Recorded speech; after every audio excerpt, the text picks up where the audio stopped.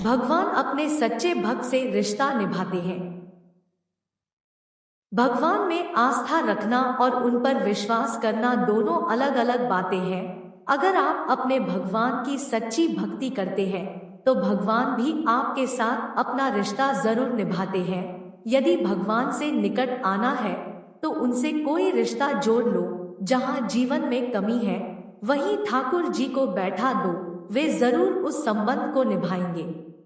एक समय एक संत भगवान राम को बहुत मानते थे। वे भगवान राम को अपना शिष्य मानते थे और शिष्य पुत्र के समान होता है, इसलिए माता सीता को पुत्रवधू के रूप में देखते थे। उनका नियम था रोज मंदिर जाते और अपनी पहनी माला भगवान को पहनाते थे। उनकी यह बात मंदिर के लोगों को अच्छी नहीं लगती थी।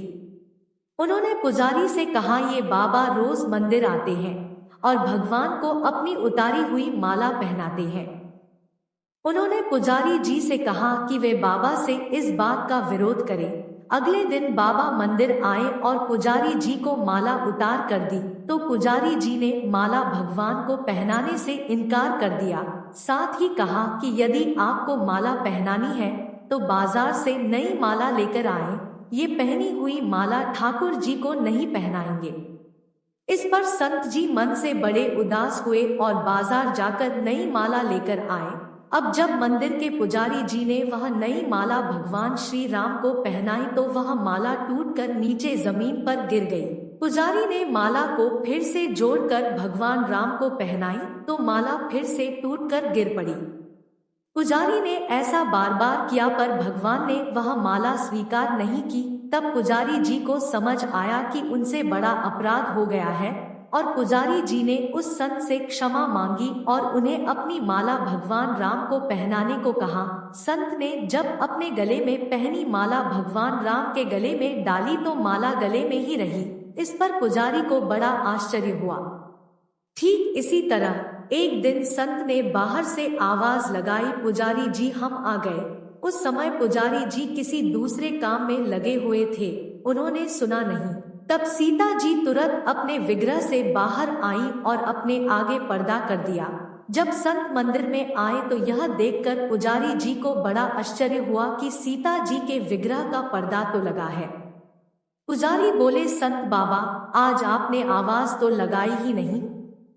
इस पर संत बोले, पुजारी जी मैं तो रोज की तरह आवाज लगाने के बाद ही मंदिर में आया था। यह सुनकर पुजारी जी और बाबा समझ गए कि सीता जी ने स्वयं अपने विग्रह के आगे पर्दा किया था। जैसा कि संत सीता जी को बहू मानते थे, इसलिए जब भी मंदिर जाते पुजारी जी सीता जी के विग्रह के आगे पर्दा कर देते थे। भाव ये होता था कि बहू ससुर के सामने सीधे कैसे आए और बाबा केवल श्री राम जी के ही दर्शन करते थे।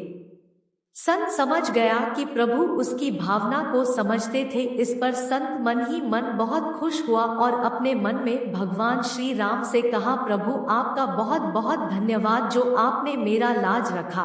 मैं आज से मंदिर में प्रवेश ही नहीं करूंगा। अब संत रोज मंदिर के सामने से निकलते और बाहर से ही अपने शिष्य रूपी पुत्र भगवान श्री राम और पुत्रवधू माता सीता को आशीर्वाद देकर चले जाते।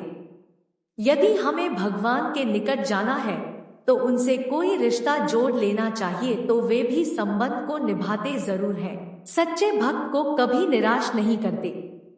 दोस्तों आप सबको ये वीडियो पसंद आए तो वीडियो को लाइक और सब्सक्राइब करना ना भूले। हर हर महादेव।